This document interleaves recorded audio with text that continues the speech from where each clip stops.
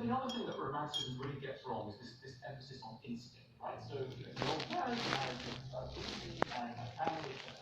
And then the Romantics have a marriage by instinct, that special feeling. The thing about it is that you don't need to expect or even know much about psychoanalysis and psychotherapy to just take on board the one key central idea of psychotherapy, which is the way that we love as adults is a reflection and deeply connected to the way that we learned about love as children.